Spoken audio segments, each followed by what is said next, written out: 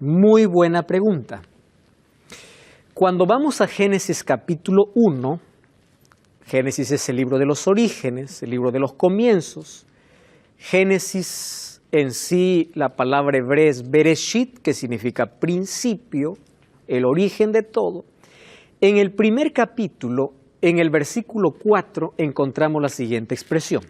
Vamos a Génesis 1, versículo 2. Claudia, tienes el texto. ¿Puedes leer? Toma el micrófono, por favor. Fueron pues acabados los cielos y la tierra. No, capítulo 1, versículo 2. Ahí está. Y la tierra estaba desordenada y vacía, y las tinieblas estaban sobre la faz del abismo, y el Espíritu de Dios se movía sobre la faz de las aguas. ¿Quién aparece en el segundo versículo del primer libro de la Biblia? El Espíritu. Cuando vamos al versículo 26 del capítulo 1, una vez más encontramos, y dijo Dios, hagamos al hombre. ¿Por qué la expresión hagamos? Si Dios estaba solo, Él pudo haber dicho hago al hombre. La expresión hagamos da la idea clara de que quienes participaron en la creación estaban los tres, el Padre, el Hijo y el Espíritu Santo. La pregunta es, ¿dónde aparece Jesús? Se menciona el Espíritu. ¿Y dónde está Jesús? Cuando vamos a Juan, capítulo 1, miren, Juan, capítulo 1, versículo 1, nos habla de que Jesús estaba en la creación. Juan 1:1. En el principio era el verbo estaba con Dios y el verbo era Dios. Este estaba en el principio, ¿con quién? Con Dios. Cuando se habla del principio, ¿de qué está hablando? Génesis capítulo 1, de un principio, ¿correcto? Y dice así el versículo 3. Todas las cosas por medio de Él fueron hechas y sin Él nada de lo que ha sido hecho fue hecho. ¿Quién es el verbo? Jesús. Entonces, ¿quiénes estaban en la creación? El Padre, el Hijo y el Espíritu. Cuando vamos al último libro de la Biblia, vamos a Apocalipsis, capítulo 1. Una vez más encontramos al Espíritu Santo, al Padre y al Hijo. Apocalipsis, último libro de la Biblia. Vamos al capítulo 1. Vamos a leer el versículo 4. Juan a las 7 iglesias que están en Asia, gracia y paz a vosotros. Miren lo que dice. De aquel que es, que era y que ha de venir. Haciendo referencia al Padre. Cuando vemos el libro de Apocalipsis, vemos que esta referencia, este texto se hace referencia al Padre. Y de los 7 espíritus, la palabra 7 en profecía es perfección. Es decir, del Espíritu en su plenitud, está diciendo Juan, haciendo referencia al Espíritu Santo. Versículo 5, y de Jesucristo el testigo fiel. ¿Quiénes aparecen aquí? El Padre, el Hijo y el Espíritu. Vamos al último capítulo de Apocalipsis. Apocalipsis capítulo 22, versículo 17. Dice así. El espíritu y la esposa dicen ven. Esposa, aquí es el símbolo de la iglesia, del pueblo de Dios. El espíritu es el Espíritu Santo. El que oye diga ven y el que quiere venga y tome del agua de vida gratuitamente. Entonces, el espíritu aparece desde Génesis hasta Apocalipsis. ¿Correcto? Aparecen los tres. Padre, Hijo y Espíritu Santo. ¿Quién es? Sí, Wilfrido. Sí, pregunta. ¿El Padre, el Hijo y el Espíritu Santo son 3 personas distintas? Ok. Voy a responder tu pregunta de manera breve. Sí, son 3 personas distintas, mas ahora vamos a conocer un poquito mejor eso.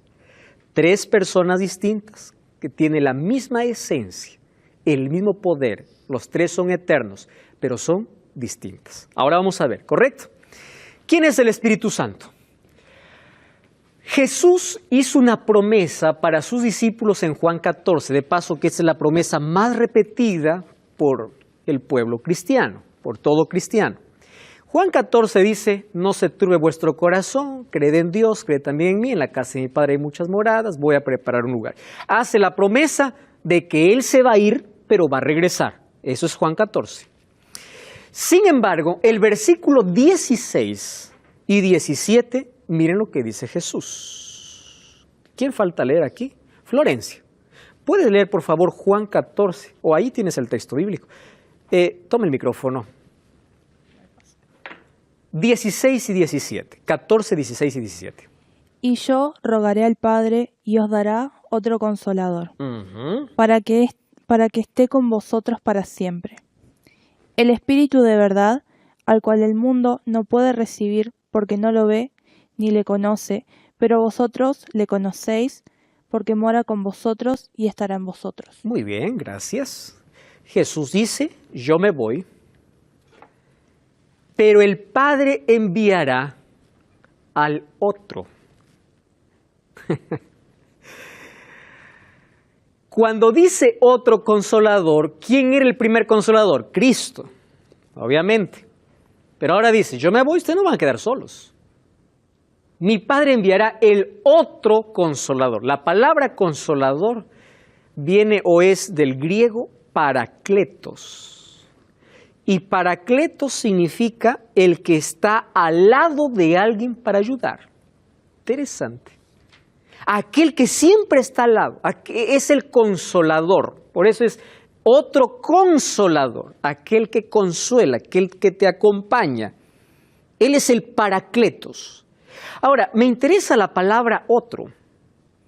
En nuestro español, yo les dije en el primer programa que hay muchas palabras que cuando fueron traducidas del griego para los otros idiomas, perdieron su fuerza y sentido en algunas cosas. ¿Recuerdan ustedes cuando aprendimos a ver la Biblia con otra perspectiva y a poder analizar con profundidad?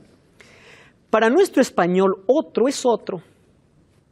Un jarrón, otro jarrón.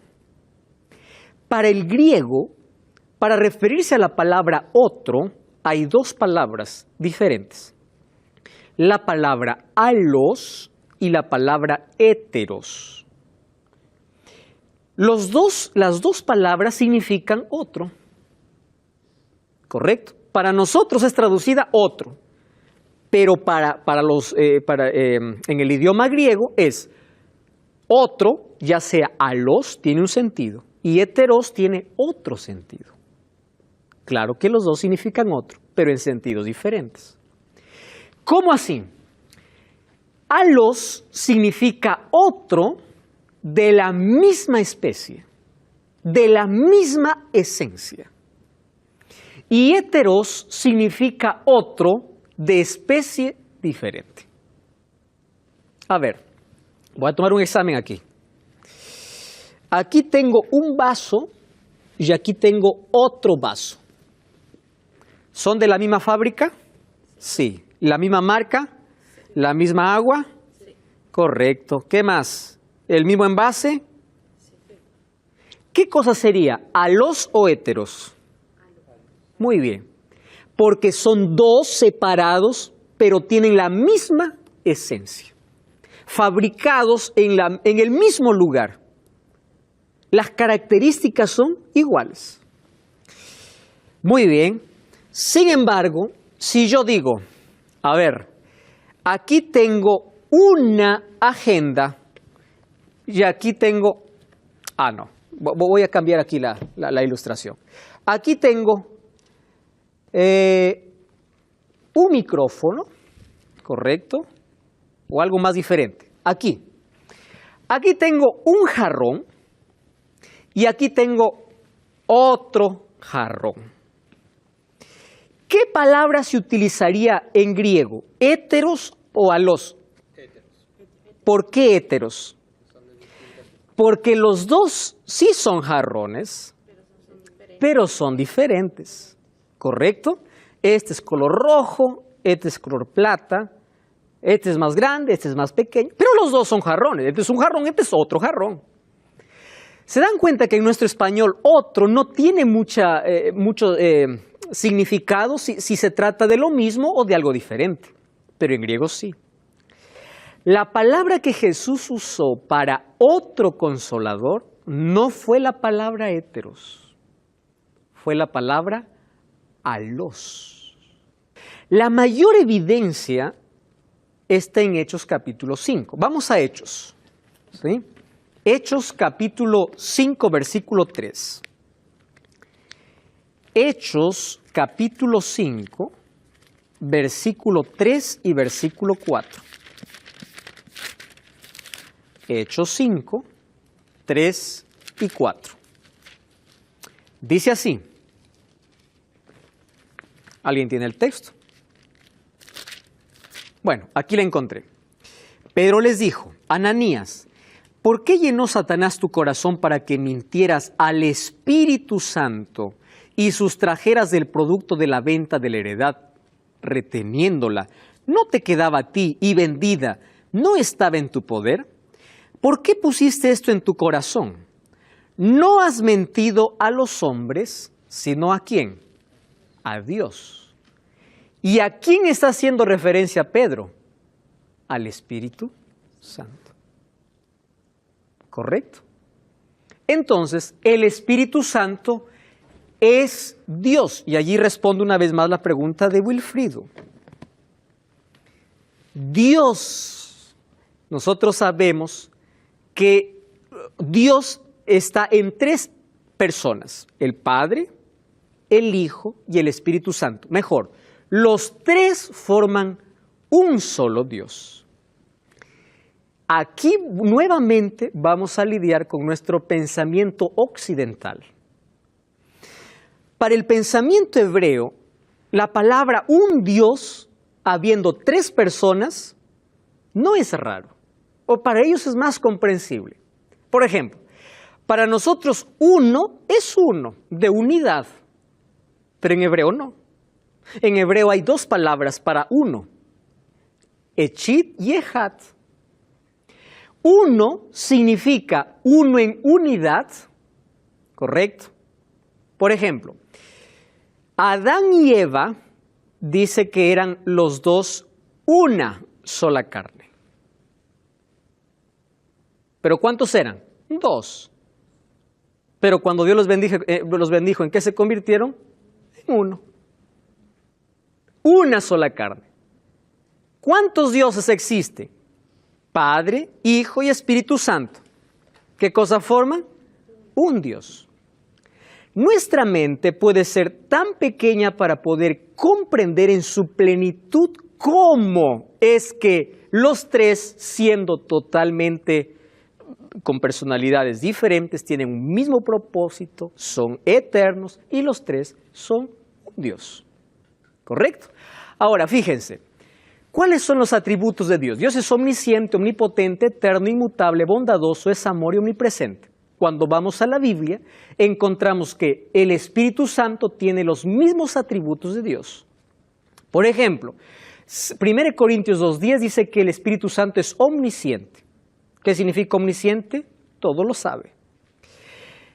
Romanos 15:19 dice que es omnipotente, hablando del Espíritu Santo. Salmo 139 dice que el Espíritu Santo es omnipresente, que está en todo lugar. Y Mateo 12:31 dice que el Espíritu Santo puede llegar a ser blasfemado. Entonces, al tener los atributos de Dios, Él es Dios. Encontramos en la creación Dios Padre, Dios Hijo, Dios Espíritu Santo. Incluso la palabra para Dios en el hebreo es la palabra Elohim. No sé si ustedes escucharon esa expresión. Y Elohim no significa Dios en sí, significa dioses. Esa terminación im es plural.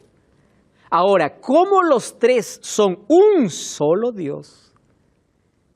Es interesante. Para muchos esto puede ser misterio, pero nosotros lo aceptamos por fe. Padre, Hijo y Espíritu Santo. Los tres son un Dios. Otro asunto. Los tres estuvieron en el bautismo de Jesús. ¿Recuerdan? Dios Padre habló. Dios el Hijo estaba siendo bautizado. Estamos hablando del plan de redención. ¿Y quién descendió en forma de paloma? El Espíritu Santo. No es paloma, tomó la forma de una paloma. Cuando Jesús mandó a predicar y a bautizar, Él dice, bauticen ustedes en el nombre del Padre, del Hijo y del Espíritu Santo. El Espíritu Santo es Dios. ¿Cuándo se cumplió esta promesa? Miren lo que dice Juan 7:39. Esto dijo del Espíritu que habían de recibir los que creyesen en Él, pues aún no había venido el Espíritu Santo, porque Jesús no había sido aún glorificado. ¿Cómo que el Espíritu Santo todavía no había venido? Cuando nosotros vamos al Antiguo Testamento, vamos a ver que el Espíritu Santo ya está actuando. En la creación ya tenemos el Espíritu Santo. Cuando Dios mandó hacer el santuario a Moisés, dice que su espíritu colocó en 2 hombres. Uno de ellos era Aholiab, el otro era Bezaleel. El Espíritu Santo ya está actuando. ¿Por qué Jesús dice que aún no ha venido? Porque Jesús no había sido glorificado. Porque en el Antiguo Testamento nosotros encontramos el Espíritu actuando solamente en situaciones específicas. Pero cuando desciende en el Pentecostés, el Espíritu Santo vino para quedarse como el otro consolador. Wilfrido. Podemos ser, no sé si diría la palabra, manipulado por el Espíritu Santo o por algún otro espíritu, o no existe algún otro espíritu. Ok. Existen espíritus y la Biblia habla de espíritus de demonios. La palabra manipulado me parece que va más con el espíritu demoníaco. Satanás manipula, presiona, tienta al ser humano, pero el Espíritu Santo tiene una obra específica y eso vamos a ver. El Espíritu Santo no manipula, Él solo llama, convence, pero Él no manipula al ser humano. Pero le puede, o sea, por decirte así, la manipulación ahora a lo mejor estaba mal expresado, le puede dominar, gobernar. Ah, ya, ahora te entendí. Puede tomar posesión de una persona. Ahí está la palabra. Gracias allí por la pregunta, porque ahora vamos a ver eso justamente. ¿Ah? Ahora, el Espíritu Santo primero dice que es un consolador que me acompaña. Ahora, también dijo a sus discípulos, Él estará con vosotros y en vosotros. Al decir está en, allí viene una confusión. Algunos piensan que el Espíritu es tipo una energía que viene y toma posesión del cuerpo y Él empieza a dominar y a hacer cualquier cosa en el ser humano. Hoy vamos a ver claramente la diferencia de cuál es en sí el trabajo del Espíritu Santo. Pero con certeza que el Espíritu Santo, cuando toma posesión de la mente humana, o de la persona, lo hace a través de la palabra de Dios y nunca hace un escándalo en la persona. El único que hace escándalo para poder martirizar, golpear o tirar al suelo a una persona, en la Biblia encontramos que es el demonio, no el Espíritu, no el Espíritu Santo, pero sí el espíritu demoníaco. Soleil. Yo quería preguntar si es verdad que el Espíritu Santo se entristece. Sí. ¿Y por qué? Ok. Vamos a llegar a ese punto. Entristecemos al Espíritu Santo cada vez que rechazamos su influencia en nuestra vida. Y terminamos un día blasfemando incluso al Espíritu Santo.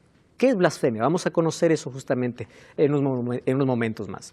Entonces, ¿cuándo el Espíritu Santo tenía que descender? Cuando el Hijo, cuando Jesús tenía que ser glorificado.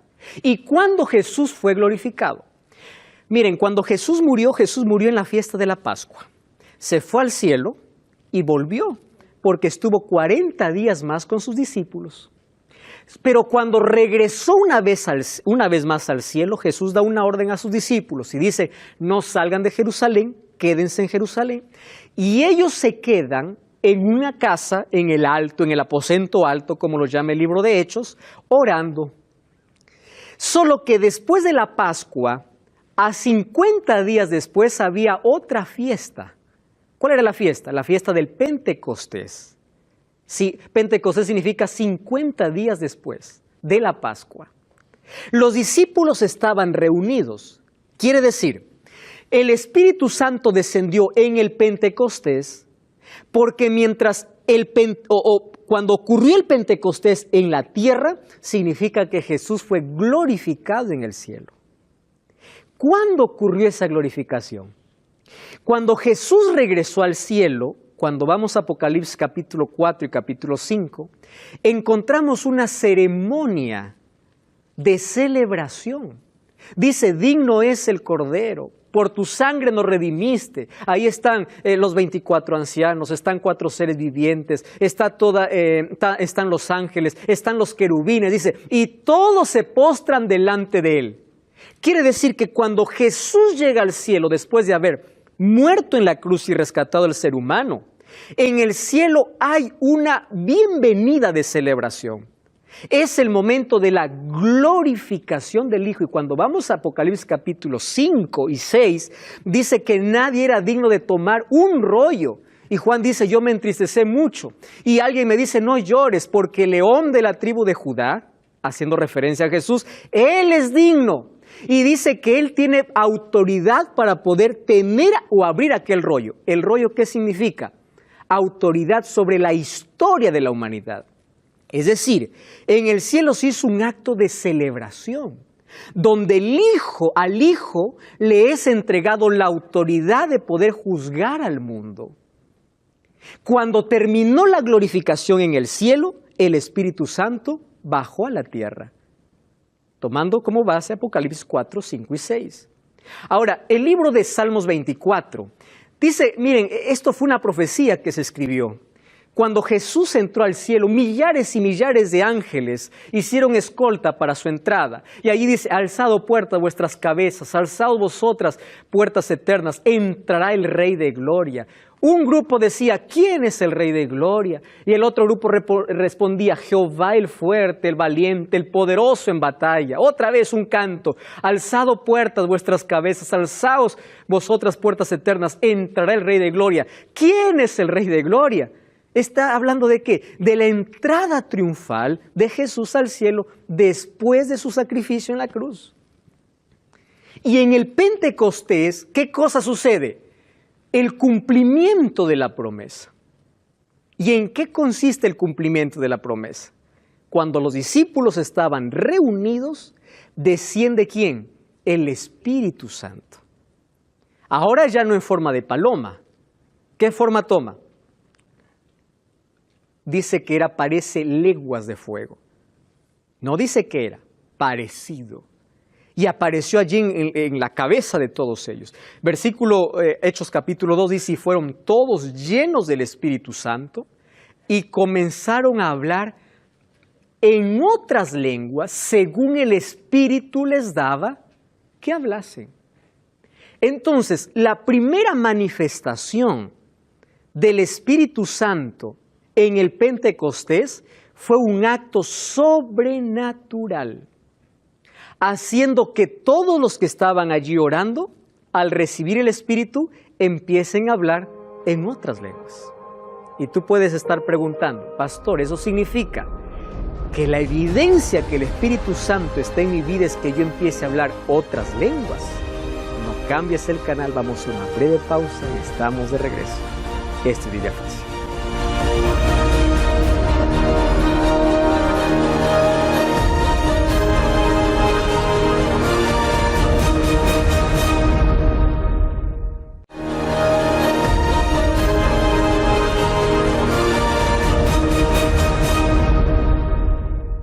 Estamos de regreso, esto es Biblia Fácil. Ya sabes que preparamos un curso con toda la temática de esta temporada. El curso se llama Enseñanzas de Jesús. Solicítalo ahora, sí, en este momento.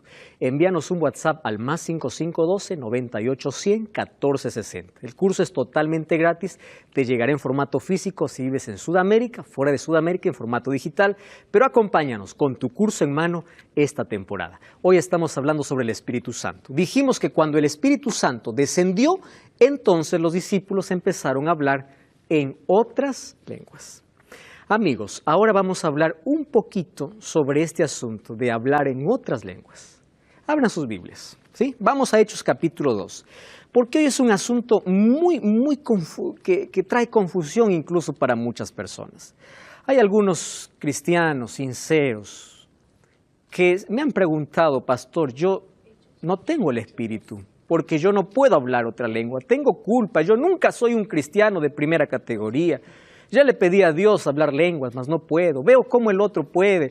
Quiere decir que nunca el Espíritu Santo me va a ungir.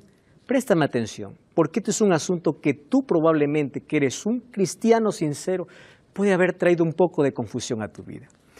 Cuando el Espíritu Santo descendió, ellos comenzaron a hablar en otras lenguas.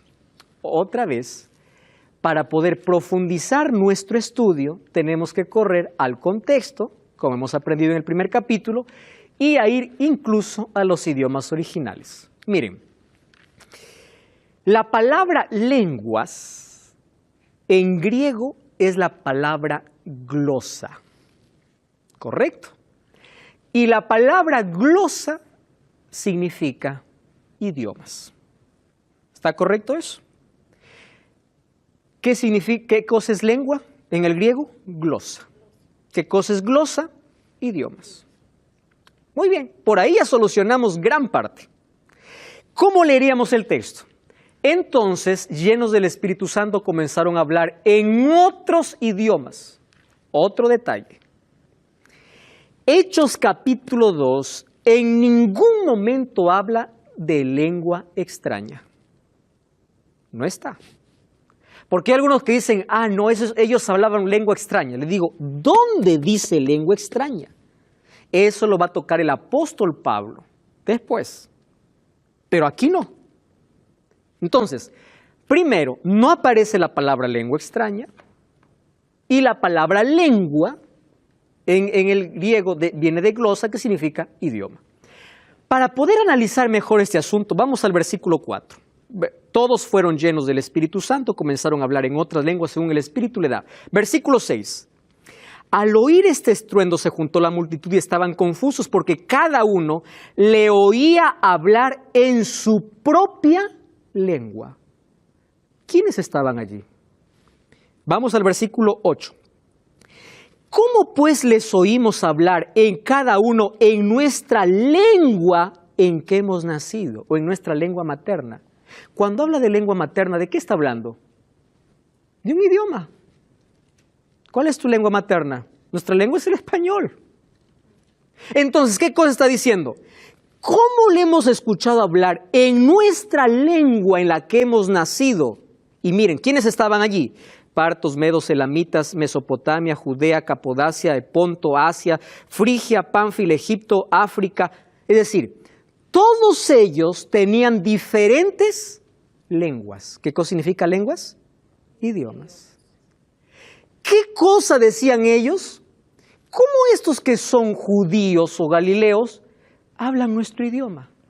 ¿Están entendiendo? Yo no estoy colocando ninguna palabra más. ¿Cómo ellos hablaron nuestra lengua materna? Si ellos solamente hablan griego koiné, ¿cómo hablaron mi idioma? Wilfrido. Sí, y ahí vemos otro punto, diría yo, ¿verdad? No hablan en lenguas raras, pero no existen lenguas por extrañas. decirlo yo, ¿verdad? Si usted me va a corregir, si yo estoy lleno del Espíritu Santo, ¿puedo comenzar a hablar en alemán sin saber yo el alemán? Puedes comenzar a hablar en alemán cuando el Espíritu lo quiera y ¿sabes cuándo lo va a permitir? ¿Por qué el Espíritu Santo le dio don de lenguas? Para que el Evangelio pueda ser predicado a todos los que estaban reunidos. Es decir, el Espíritu Santo concedió ese don por una necesidad. Y la necesidad era que si ellos hablaban en su propio idioma, solo entendían algunos, no todos. Pero cuando tuvieron la capacidad de hablar el idioma de todos, todos comprendieron el mensaje porque escucharon en su propio idioma. Eso es hablar lenguas. Ahora, yo les voy a dar aquí algunos detalles muy importantes, ¿correcto? Por ejemplo, el don de lenguas fue dado para evangelizar. ¿Está bien? no fue dado para poder presumir que tengo el Espíritu. Dice el versículo 6, cada uno escuchaba hablar en su propia lengua. ¿Qué significa lengua? Idioma. Eso es don de lenguas. Ellos decían, ¿cómo oímos hablar en nuestra propia lengua? Ojo, número 2, el don de lenguas no fue un éxtasis emocional descontrolado. Porque hoy se dice que hay algunos que dicen tener el don de lenguas, pero yo no llamo don de lenguas, es un éxtasis descontrolado. ¿Y por qué no fue un éxtasis descontrolado? Porque los discípulos cuando hablaron en lenguas, el mensaje fue comprendido. Y porque el mensaje fue comprendido, 3,000 personas se arrepintieron. Si ellos hubiesen visto a los discípulos allí, echarse al suelo, hacer un show, ¿quién se hubiese arrepentido con eso? ¿Por qué se arrepintieron? Porque comprendieron ¿qué cosa? El mensaje. ¿Correcto? Comprendieron el mensaje. Ellos no hicieron ahí ningún show. Ellos predicaron en sus idiomas. Entonces, hablar en lenguas no es un éxtasis emocional, porque el resultado en Hechos 2:41 dice que 3,000 personas fueron bautizadas. Número 3. Pablo hablaba sobre el don de lenguas y Pablo da lindos consejos. Vamos al apóstol Pablo. Primera de Corintios capítulo 14 es un capítulo extraordinario. Vamos al versículo 18. Dice así, doy gracias a Dios que hablo en lenguas más que todos. Ustedes saben que Pablo era políglota, ¿no? Pero en la iglesia, dice Pablo, prefiero hablar 5 palabras con mi entendimiento para enseñar que 10,000 palabras en lenguas desconocidas. ¿De qué está hablando? De un comportamiento ¿dónde? En la iglesia. Yo puedo hablar cualquier idioma, dice, pero ¿para qué voy a hablar si nadie va a entender? Número 2, vamos al versículo 23. Miren lo que dice el versículo 23. Si toda la iglesia se reúne en un lugar y todos hablan lenguas y entran incrédulos, ¿no dirán que ustedes están locos? El apóstol Pablo está tratando un problema que se está levantando en Corinto, donde desde ahí ya empezaban un laberinto en las iglesias. Y dice, a ver, si hay alguien que hable más lenguas que ustedes, soy yo. Yo sé idiomas, dice.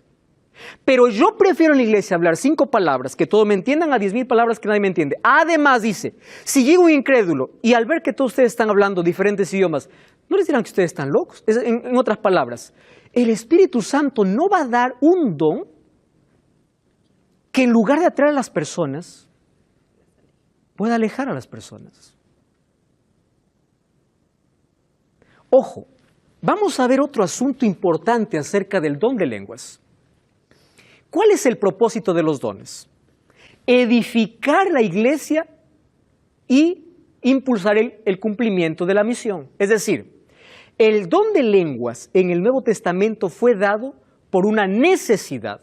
Y cuando vamos a Efesios 4, Romanos 12 y 1 Corintios 12, vamos a encontrar que ningún don fue dado para vanagloria espiritual. Si los dones no edifican y no cumplen la misión, no puede ser un don de Dios, porque los dones tienen 2 características. Entonces yo pregunto, ¿aquel que dice hablar lengua, pero ni él entiende lo que dice, ¿se edifica él? No. ¿Edifica a otro? No. ¿Cumple con la misión? Entonces no puede ser un don del Espíritu. Otro asunto, el don de lenguas no es un don para todos. Miren, 1 Corintios 12:11, miren, voy a leer así textualmente. 12:11, dice así, pero todas estas cosas las hace uno y el mismo espíritu repartiendo a cada uno como él quiere. ¿Pero de qué está hablando? Versículo 10. A otro le da el don de hacer milagros, de profecía, de discernir espíritus, diversos géneros de lenguas y a otro de interpretación. ¿Pero qué dice? El espíritu reparte a cada uno como quiere. A uno le da el don de predicar, el otro de enseñar, el otro de sonreír, el otro de hablar idiomas, el otro le da don de sanidad, etc. Pero a cada uno le entrega diferente. ¿De dónde vino la idea de que todos tienen que tener el mismo don? Eso no es bíblico. Otra cosa, el problema es que algunos no diferencian entre dones entre dones y fruto del Espíritu. Présteme atención aquí. El fruto del Espíritu es la evidencia que tienes el Espíritu en tu vida, no un don. ¿Me están entendiendo? ¿Cuál es la evidencia? El fruto. El don Dios nos da a cada uno diferente. La evidencia de que tengo el Espíritu es el fruto. ¿Cuál es el fruto? Gálatas 5:22. El fruto del Espíritu es amor, gozo, paz, paciencia, benignidad, bondad, fe. Es decir, esa es la evidencia de que tienes el Espíritu. Cuando alguien dice, no, la evidencia es de que yo puedo hablar lenguas, no. El don nunca fue una evidencia. ¿Y saben por qué nunca fue una evidencia, un don? Porque en la Biblia encuentro hombres y mujeres que fueron llenos del Espíritu y nunca hablaron lenguas. Juan nunca habló lenguas. Juan Bautista. Jesús. No me digan que no era lleno del Espíritu. Porque un don no es la evidencia. El fruto sí. Ahí tenemos que hacer la diferencia. Otra cosa. ¿Qué cosa no es un don de lenguas? Aquí coloqué algunas ideas. Por ejemplo, don de lenguas no es un griterío. Vamos a Efesios. Miren, abran sus Biblias. Efesios capítulo 4, versículo 30. Dice así: no entristezcáis al Espíritu Santo de Dios, con el cual fuisteis sellados para el día de la redención. Quítense de vosotros toda amargura, enojo, ira, gritería. Quiere decir que donde está el Espíritu, ¿qué cosa no hay? Ni enojo, ¿qué cosa más? Ni ira, ni gritería. Wilfried. Pregunta. ¿No se está refiriendo ahí a la gritería de ¿Violencia? Violencia. Ok, ahora te explico. Cuando habla de gritería, aquí, ¿en qué contexto está hablando el apóstol Pablo? De una nueva vida que se tiene que renovarse en Cristo. Mas ahora voy a contestar esa misma pregunta con el otro texto. ¿Correcto? Y el otro texto es el siguiente. Vamos a 1 Corintios capítulo 14. Volvemos a 1 Corintios capítulo 14. Mira el versículo 33, ahora para ver la coherencia que hay con Efesios. Dice así: Dios no es Dios de confusión, sino Dios de paz. Y el versículo 40 dice: hágase todo decentemente y con orden. ¿Comprendes? ¿En qué contexto está hablando? En el contexto. O sea, la presencia de Dios no puede estar en un lugar de confusión, ni desorden, ni de gritería. Otra cosa, nunca el Espíritu Santo encuentro en la Biblia que puede arrojar a una persona al suelo. En cambio, el libro de Marcos 9:18 dice que el demonio sí puede arrojar a una persona al suelo. Eso no lo digo yo, dice la Biblia. No es una evidencia esa del Espíritu Santo. El Espíritu Santo nunca te hace perder la conciencia. Al contrario, cuando eres bautizado por el Espíritu Santo desarrollas dominio propio, no la pérdida de los sentidos. Otra cosa, el don de lenguas no provoca un pico de emociones ni desorden. ¿Qué cosa dice el apóstol Pablo? Porque Dios es Dios de paz y no de confusión. Y ya les dije que esto no es evidencia porque hay muchos hombres llenos del Espíritu Santo que no hablaron lenguas. Hoy en YouTube encontramos técnicas para hablar en lenguas. Eso podría ser un don. ¿Qué cosa es el don de lenguas? Alguien me escribió así: pastor, usted no cree en el don de lenguas, pero la Biblia dice que existe el don de lenguas. Espera un momento, yo sí creo en el don de lenguas. Yo soy un defensor incluso del don de lenguas. Yo creo que el don de lenguas existe, que edifica, yo sí creo. Pero ¿cuál es el criterio bíblico para aquellos que tienen el don de lenguas? No lo digo yo, lo dice la Biblia. Miren, primer criterio. Vamos allí a 1 Corintios 14, 27. Miren lo que dice el apóstol Pablo a respecto de aquellos que hablan lengua. 1 Corintios capítulo 14, versículo 27. Dice así: si alguien habla en lengua extraña, que sean 2 o máximo 3 y por turno, pero que haya un intérprete. Pero ¿cómo vas a interpretar si ni siquiera tú sabes lo que estás diciendo? ¿Están entendiendo? Esto es un concepto bíblico. No dice todos empiecen a hablar, dice 2, máximo 3. Yo creo en el don de lenguas. Cuando alguien empieza a hablar en lenguas, 1, 2, de manera sucesiva, y hay alguien que interpreta y dice, él está diciendo lo siguiente. Porque lo que está hablando, ¿qué cosa es? Un idioma. Número 2, debe haber traductor. Eso ya dijo el texto, ¿verdad? A alguien que lo interprete. Número 3, debe ser entendido, claro, porque cuando el Espíritu Santo se derramó y los discípulos hablaron lenguas, ¿quiénes lo entendieron? Todos. Lo comprendieron. Número 4, debe cumplir el papel de edificar a la iglesia. Porque si no edifica, ¿para qué el Espíritu Santo va a colocar un don así? Por eso es que hemos rebajado incluso al Espíritu Santo solamente a lenguas y milagros. Amigos, ustedes saben, yo les voy a contar un poquito la historia de cómo apareció el don extraño de lenguas que algunas iglesias practican. Miren, el culto evangélico pentecostal tuvo un origen a inicios del siglo XX. ¿Saben dónde inició? En la calle de la ciudad de Los Ángeles, Azusa. Incluso se llamó el reavivamiento espiritual de Azusa. Un hombre llamado William Seymour. ¿Qué cosa hizo él? Los creyentes afirmaban ser movidos por el Espíritu que les permitía hablar en lenguas desconocidas y obrar curaciones y milagros. Esto no es muy antiguo, siglo XX.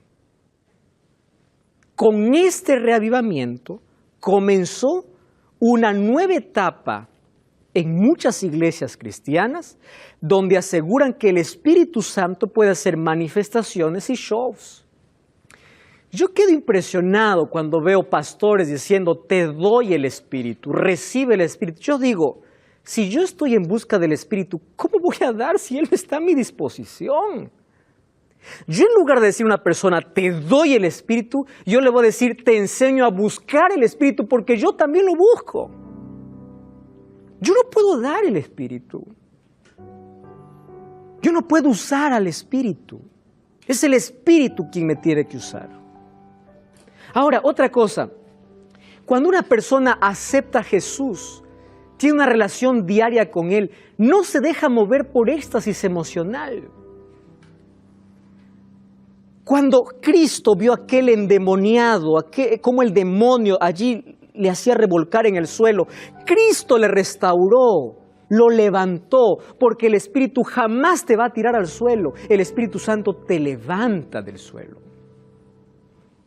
Es muy diferente.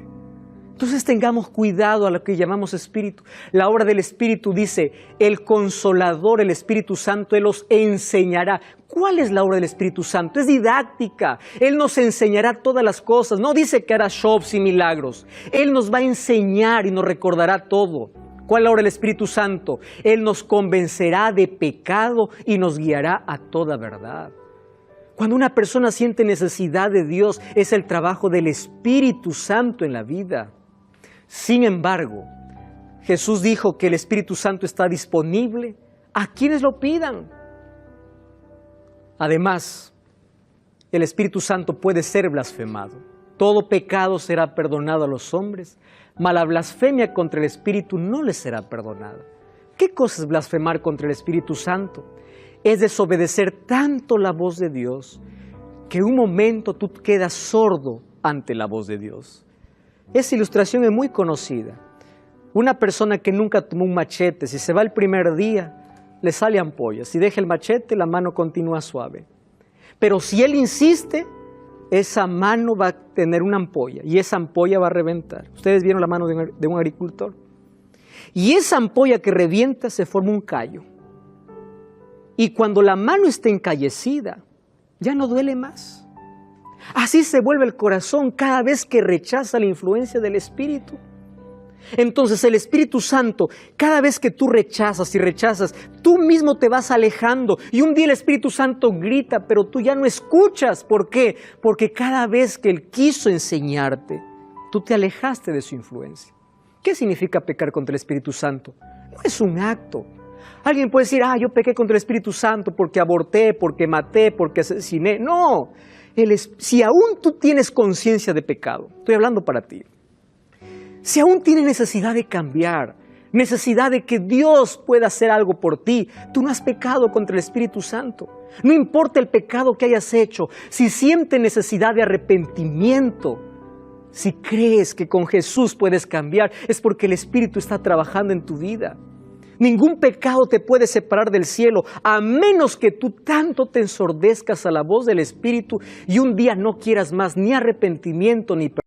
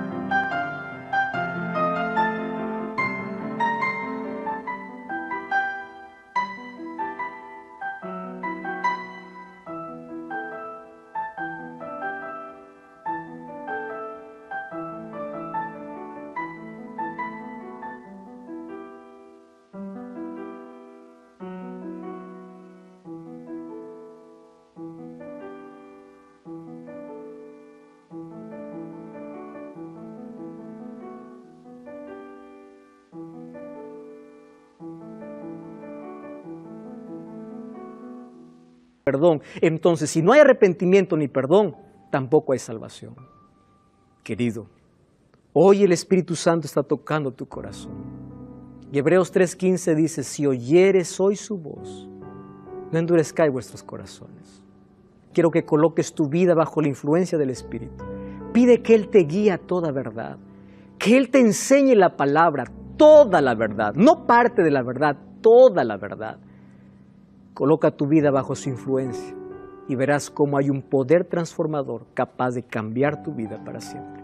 Cuando tú permites que el Espíritu Santo pueda guiar tu vida, tú vas a encontrar un cambio extraordinario en ti. El Espíritu Santo está disponible para guiarte a toda la verdad. Y Él quiere colocar la verdad en tu corazón. Mas también Él es el consolador. Él te quiere abrazar, te quiere consolar. Y Él estará contigo en todo momento para decirte, vamos, un poco más. Pronto la noche terminará y un nuevo amanecer vendrá. Déjate conquistar por aquella suave voz del Espíritu Santo. Si sabes que el Espíritu Santo está despertando en ti el interés de buscar a Jesús, por favor no rechaces este momento. Entrégate a Él. ¿Quieres orar conmigo? Querido Dios, entregamos nuestra vida para que bajo la influencia de tu Santo Espíritu podamos conocer tu verdad. Él nos pueda guiar, nos pueda fortalecer, nos pueda consolar y Él pueda mostrarnos el camino hacia la eternidad. Entregamos nuestro corazón, toma nuestra vida.